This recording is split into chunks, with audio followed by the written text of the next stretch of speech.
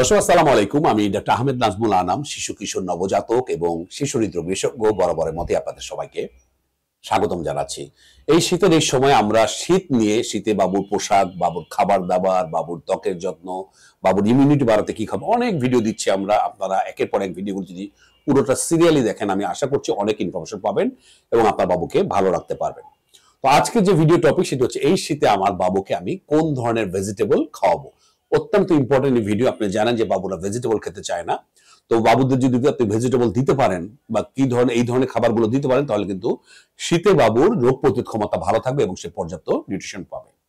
তো আজকের video topic, আমার বাবুকে কোন তিনটি ইম্পর্টেন্ট খাবার বা ভেজিটেবল আমি এই শীতে দেবো। নাম্বার ওয়ান যেটা নিয়ে আমি কথা বলতে চাই সেটা হচ্ছে মিষ্টি আলু। আপনি জানেন যে মিষ্টি আলু কিন্তু আমাদের সব বাবুদেরই অ্যাকসেপ্টেবিলিটি অনেক ভালো, এবং 6 মাসের পরে মারা যখন বলেন স্যার উইনিং ফুড বা কোন খাবার দিয়ে শুরু করব, মিষ্টি আলু কিন্তু অ্যাকসেপ্টেন্স অনেক ভালো।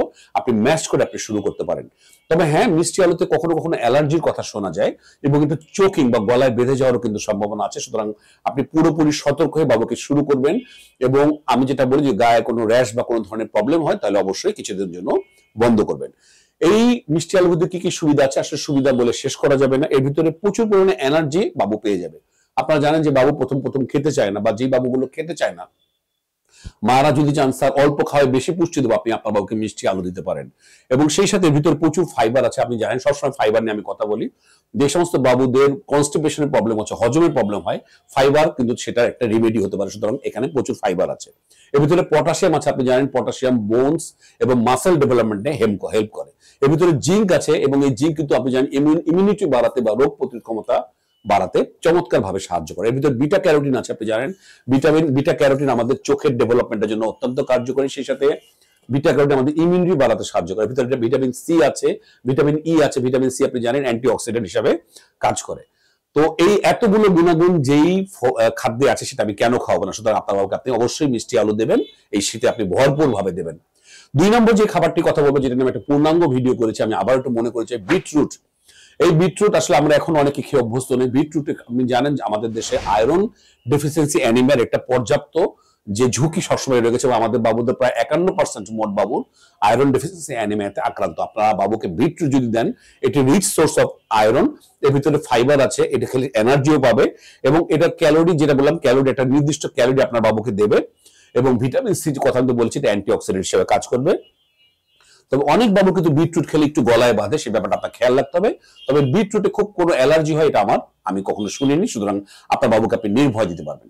যে লাস্ট খাবারটার কথা বলে শীতে এটা অ্যাভেলেবল এবং শীতেই পাওয়া যায়, সেটা হচ্ছে মটরশুঁটি।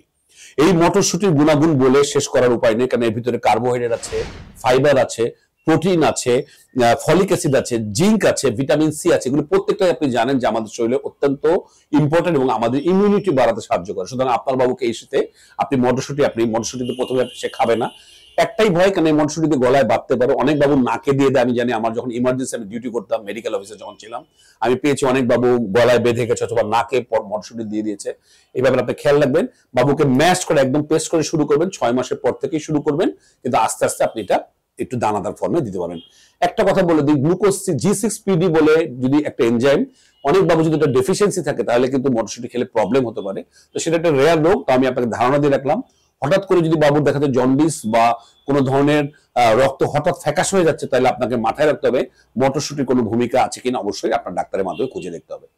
তো দর্শক, আজকে যে 3টি খাবারের কথা বললাম, শীতের সময় মটরশুঁটি, বিটরুট এবং যে মিষ্টি আলু, সেই 3টি জিনিস আপনি বাবুকে দিন।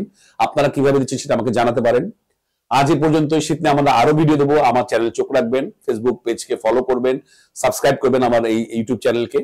সেই পর্যন্ত বরাবর মতোই আল্লাহ হাফেজ।